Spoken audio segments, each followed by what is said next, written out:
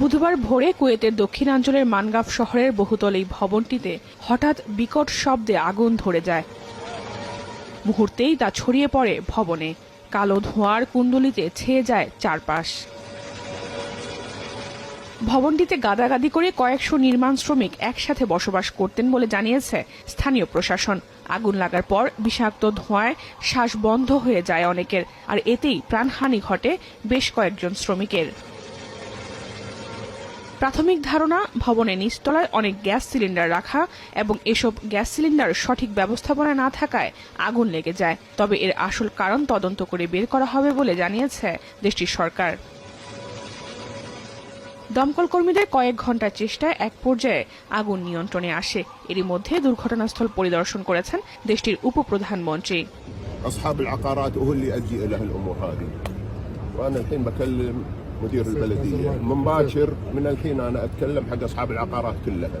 ভারতীয় পররাষ্ট্রমন্ত্রী এস জয়শঙ্কর জানিয়েছেন, কুয়েতে দুর্ঘটনাস্থলে পরিদর্শনে গেছে ভারতীয় দূতাবাসের রাষ্ট্রদূত।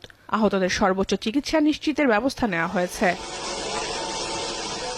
ভয়াবহ এই ঘটনায় গুরুতর আহত হয়েছে প্রায় অর্ধশত শ্রমিক। তাদের সবাই বিভিন্ন হাসপাতালে চিকিৎসাধীন। জাহানারা ভূঁইয়া, এখন বিশ্ব।